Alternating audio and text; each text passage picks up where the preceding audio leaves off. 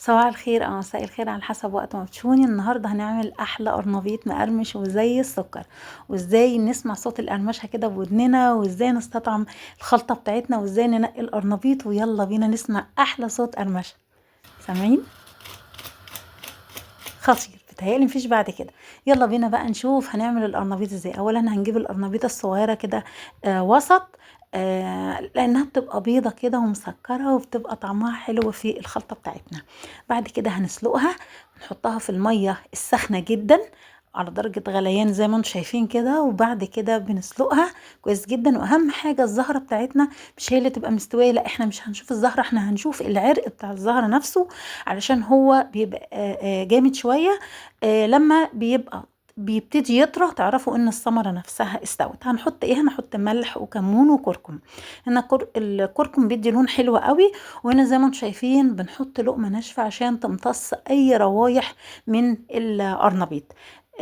زي ما انتم شايفين كده هيبقى كده استوى، وهبتدي ان انا اشيله من الميه. واهم حاجه انا نسيت اقول لكم ان انا غسلت القرنبيط كويس جدا. زي ما انتم شايفين كده بقى احضر الخلطه بتاعتي اللي بتفرق.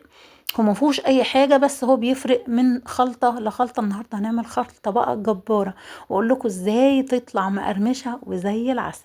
اول حاجه انا جبت الدقيق بتاعي وحطيت ايه بقى هنا. حطيت كركم، وحطيت كمون. اهم حاجه في القرنبيط الكمون طبعا. حطيت كركم وحطيت كمون وكزبره ناشفه. ملح بتاعي بقى عشان يحيق الخلطه بتاعتي. وزي ما انتم شايفين كده ملح وفلفل اسمر وتوم بودر لو موجود عندك، بابريكا او هنا الكركم انا زودته شويه علشان هو بيدي قيمه غذائيه حلوه كويسه جدا ومناعه للجسم، وفي نفس الوقت بيدي لون حلو قوي. حطيت هنا بقى ايه حوالي 3 معالق من النشا. زي ما انتم شايفين كده هبتدي ان انا اقسم الدقيق ده على نصين، بس النص الزياده شويه هو اللي بيبقى في البوله الغويطه. وزي ما انتم شايفين كده هنا عملت بضايه واحده وذره ملح وفلفل اسمر.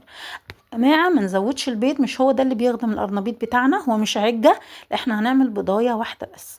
لو عايزين تزودوا بيكربونات الصوديوم اللي هي الكربونات ومفيش مشاكل، هنحط ذرة بسيطة. ده ما بتخليهوش يشرب زيت، انما اللي بيخليه يشرب زيت البيكنج باودر. بيخليه بينفش كل حاجة، لكن بيشرب معانا الزيت، فبلاش البيكنج باودر. هنا بقى ضفت البضاية على الدقيق زي ما انتم شايفين كده. والخضرة بتاعتنا بقى شوية كزبرة حلوين كده، على شوية بقدونس، على شوية ايه تاني، شبت. هنا غسلتهم كويس جدا وقطعتهم قطع صغيرة. وهنا بقى اهم حاجة بقى الحتة بتاعتي بقى في ملعبي انا بقى، اللي هو الثوم مع الفلفل سبايسي او شطة معانا. طبعا ده اختياري، عايزة تحطيه مفيش مشاكل، لكن انا بحس ان اي خلطة كده بيبقى عايزة حاجة كده تعلي من التست بتاعها، اللي هو الشطة او قرن فلفل كده حلو. مع طبعا الكمون بتاعي، وقلبتها كويس جدا مع شويه الميه. زي ما انتم شايفين كده انا ما بحطش لبن خالص. اللبن خليلي الرز بلبن يا جماعه، انا بحط للقرنبيط ميه. هنا بقى دوبت الخلطه بتاعتي زي ما انتم شايفين كده وهيئتها كويس. ورحت جايبه بقى القرنبيط بتاعي، الثمره بتاعتي مقطعه قطع صغيره زي ما انتم شايفين كده. وهبتدي ان انا احطها في الخلطه بتاعتي اللي انا عاملاها. زي ما انتم شايفين كده بقى هبتدي ان انا اخلي الخلطه بتاعتي، مش هخليها خفيفة عشان هتفرط معايا في الزيت، ومش هخليها تقيلة عشان ما تجبنش. انا هخليها وسط زي ما انتم شايفين كده. ويكون الزيت بتاعي سخن جدا. واوعوا تسمعوا كلام حد يقول وطي عشان يستوي، لا هو هيستوي. انا عاملة القرنبيط صغير كده وحلو، الزهرة بتاعتي صغيرة، والزيت بتاعي يبقى ساخن جدا. زي ما انتم شايفين كده حاطة الطاسة بتاعتي على النار، وهبتدي ان انا احط القرنبيط بتاعي في قلب الخلطة. وبعد كده بقى هطلع من الخلطة الجميلة دي احطه فين؟ احطه في الدقيق ده طبعا عليه نشا زي ما انتوا عارفين. عايزين تحطوا الكركم في الجزء التاني مفيش مشاكل. زي ما انتوا شايفين كده هطلع من الخلطة على الدقيق، وبعد كده هحطه في الزيت على طول. الزيت بيكون ساخن جدا، خلي بالكم.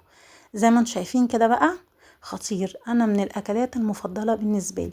الكفر اللي انا بعمله ده يا جماعه علشان ما يخلوش يشرب زيت، وفي نفس الوقت بيبقى مقرمش من بره زي ما سمعتكم الصوت في اول الفيديو. زي ما انتم شايفين كده طلعته من الخلطه على الدقيق، او الكفر بقى الخارجي ده هيبقى خطير وقرمشه رهيبه. زي ما انتم شايفين كده بقى مع شويه جرجير مع شويه سلطه، مفيش اطعم من كده. بصوا بقى، بصوا الزيت عامل ازاي، غزير ازاي.